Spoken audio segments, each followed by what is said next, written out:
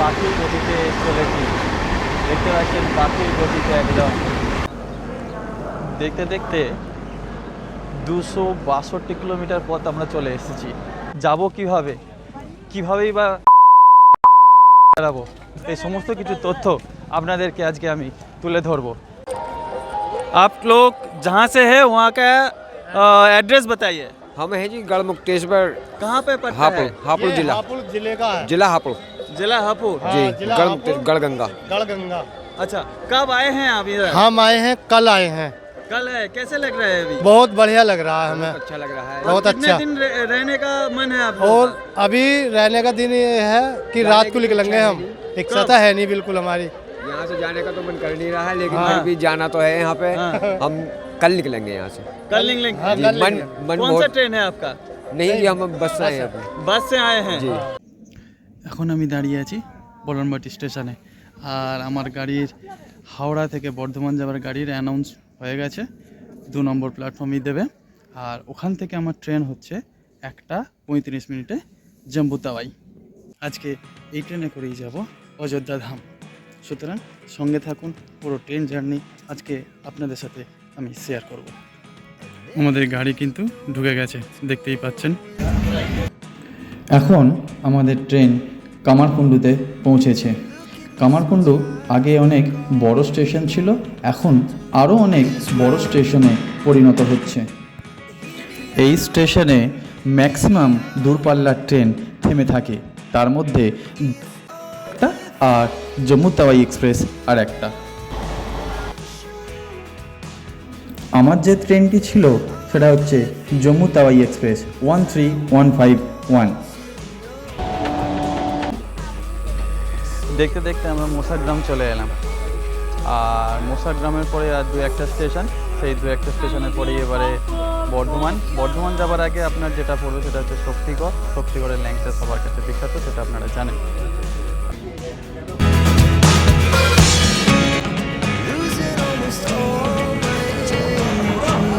আমরা পাল্লা রোড ছেড়ে দিলাম, এরপরে ঢুকছি শক্তিগড়।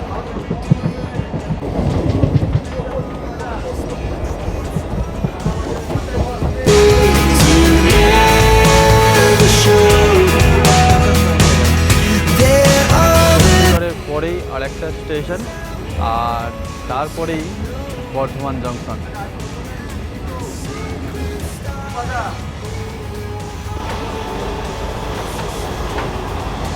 আমার জম্মু তাওয়াই এক্সপ্রেসের ট্রেনের টাইম বর্ধমানে ছিল 1:32, যেটা পরের দিনকার 6:21 অযোধ্যা ধামে পৌঁছাবে।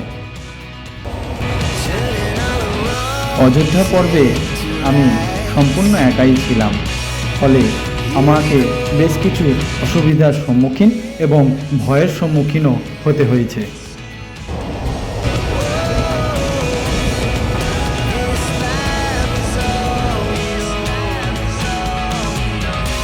আমি এবারে বর্ধমান স্টেশনে প্রবেশ করছি।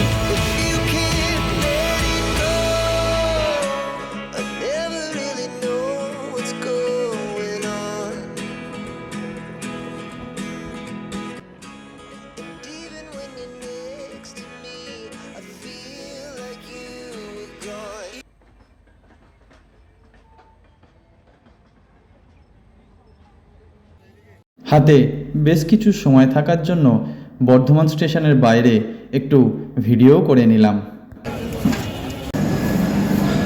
আমার ট্রেন চলে এসেছে, আমি এখন ইকোনমিক 3 কোচটা খুঁজছি, দেখতে পাচ্ছি না কোথায়, তো আশা করি পেয়ে যাব। 3rd AC ইকোনমিক, আর আজকে আমি এই বগিটায় উঠেছি। তো এর আগে কখনো সম্ভব হয়ে ওঠেনি 3rd AC ইকোনমিকে। তো দেখা যাক, আজকে আমি আপনাদেরকে দেখাবো যে 3rd AC ইকোনমিক বগিটা কীরকম দেখতে হয়। তার আগে দেখে নিই এখানকার বাথরুমটা কীরকম। সুন্দরভাবে বাথরুমটা বানিয়েছে। এটা হচ্ছে ফ্ল্যাশের বটম, এটা এরকম পুশ করলেই আপনার ফ্ল্যাশ হয়ে যাবে। আর এটা হচ্ছে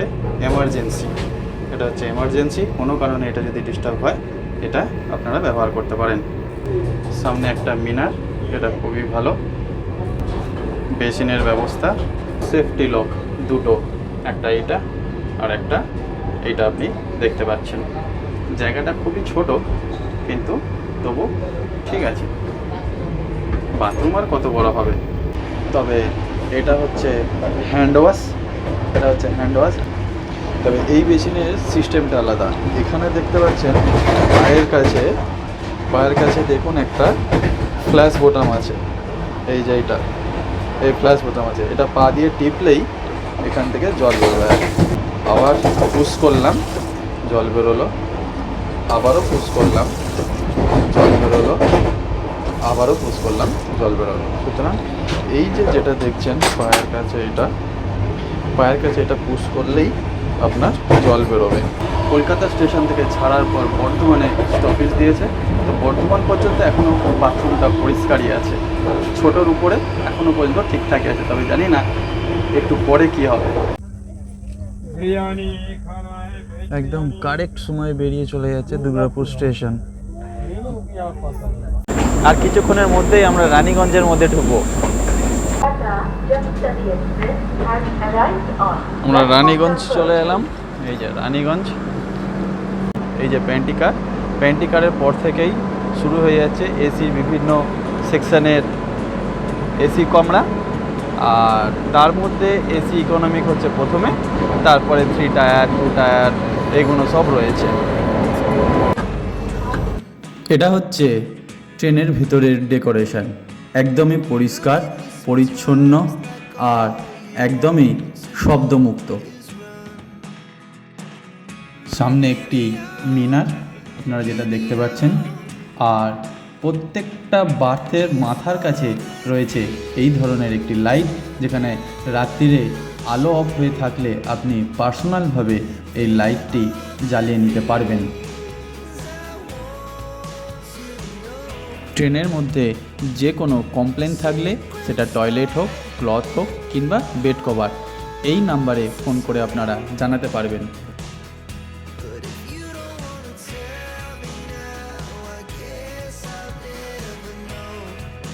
তারপর থাকছে প্রতিটি বার্থের পায়ের কাছে এই ধরনের একটি ভেন্টিলেশন। 3টে বাথ, মোট 6টা বাথের মধ্যেই 6টা বাথেই এই ভেন্টিলেশনটা আছে, যেখানে আপনারা প্রয়োজন মতো এসি ব্যবহার করতে পারবেন, অথবা এটা আপনারা বন্ধও করে দিতে পারেন।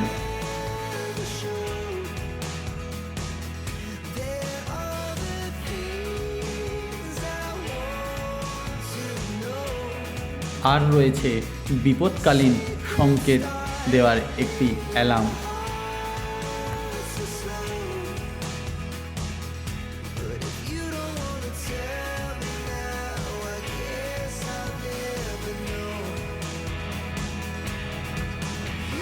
ট্রেনের এই কামরাটি সবসময়ের জন্য পরিষ্কার এবং পরিচ্ছন্ন ছিল, যেটা আপনারা দেখতেই পাচ্ছেন। আর দুটো গেটের মাথার উপরে রয়েছে ডিসপ্লে এবং চতুর্দিকে রয়েছে এমার্জেন্সি নাম্বার। এখানে যেটা দেখছেন আর একটা সিসি ক্যামেরারও ব্যবস্থা আছে। এই যে সামনে সিসি ক্যামেরারও ব্যবস্থা আছে। বাঙালির রুটি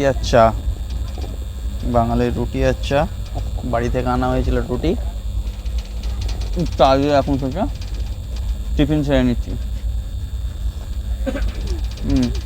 10 টাকা নিল IRCTC। রুটি আর আলু ভাজা এনেছিলাম, তো আলু ভাজা খুব একটা আমার চলে না, 4 রুটি দিয়েই মেরে দিচ্ছি।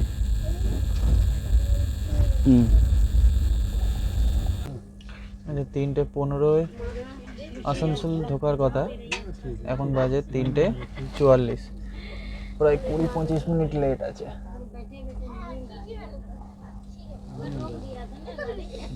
আসানসোল স্টেশন।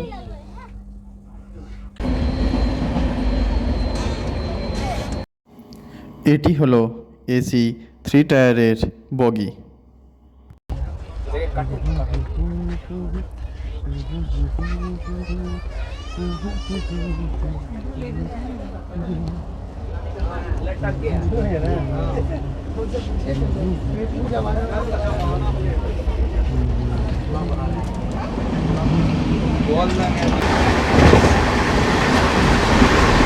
আমরা পাখির গতিতে চলেছি, দেখতে পাচ্ছেন পাখির গতিতে একদম।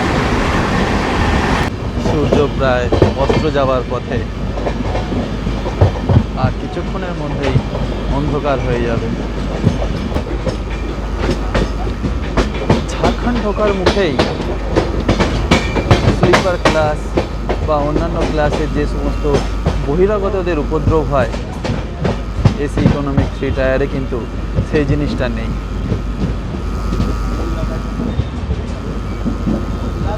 সর্বক্ষণ পুলিশি তৎপরতা এবং টিটির আনাগোনা সবসময়ই রয়েছে।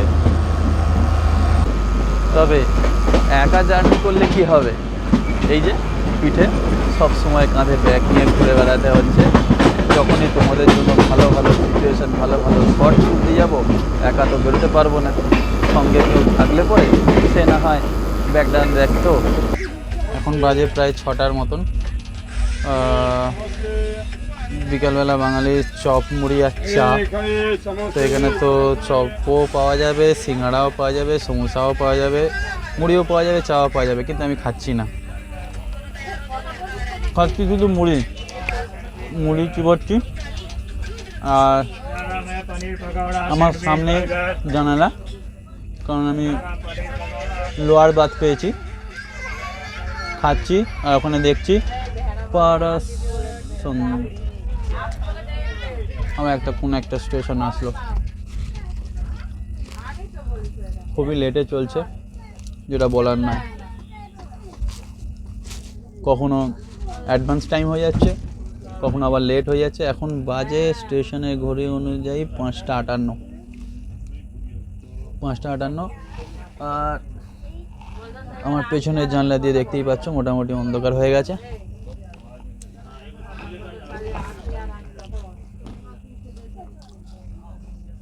মুড়ি চিবোচ্ছি আর সময় কাটাচ্ছি। চলো নেক্সট কি নিয়ে আসতে পারি তোমাদের জন্য, দেখি।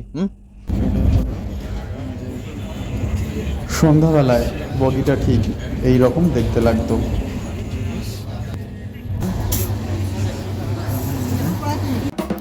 বগির 2টি দরজার উপরে রয়েছে 2টি করে সিসি ক্যামেরা, 2টি করে রুম ফ্রেশনারের যন্ত্র, আর ডিসপ্লে সবসময় শো হচ্ছিল।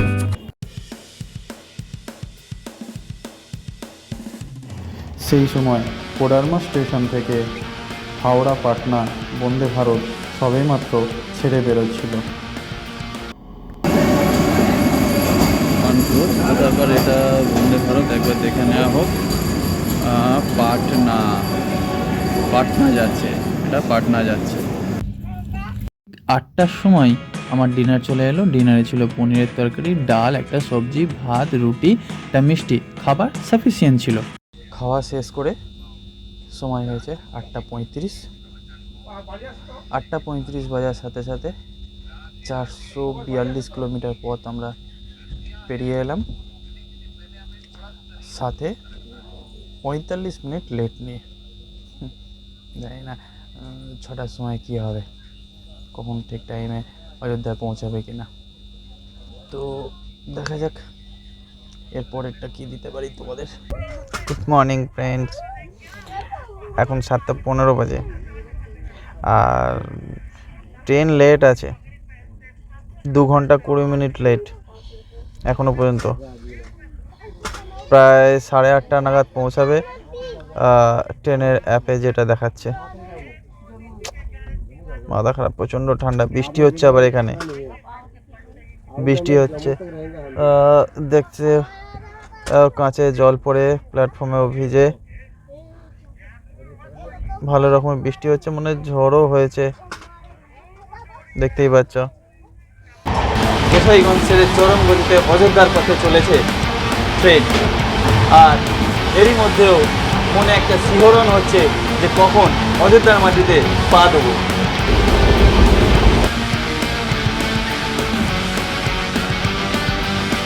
অযোধ্যায় ঢোকার সাথে সাথেই বজরংবলীর দর্শন।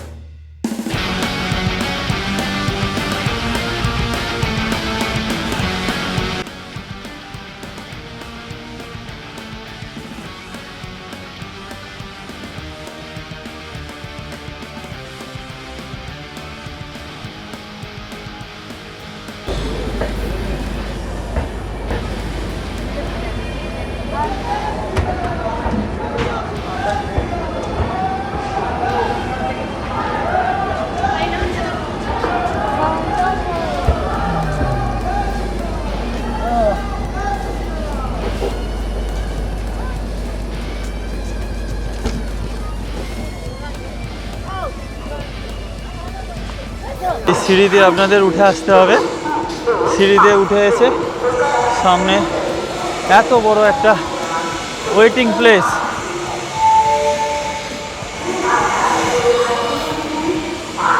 এটা হচ্ছে বাইরে যাওয়ার রাস্তা।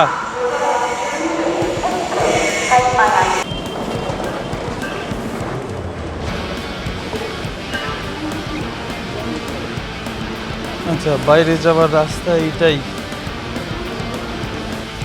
সিঁড়ি দিয়ে নামার পর আপনাদেরকে বাঁ দিকে টার্ন নিতে হবে। বাঁ দিকে টার্ন নিয়েই 300 থেকে 400 মিটার আপনাদের পায়ে হাঁটতে হবে। হাঁটার পর সামনেই পড়বে মেন রাস্তা।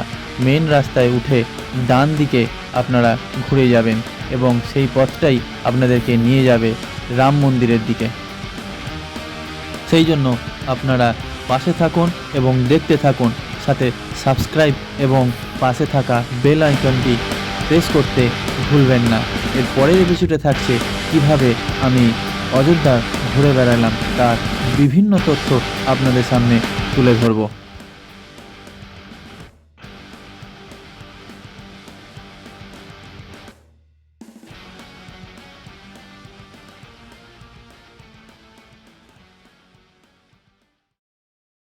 মন্দিরতে চলে এলাম।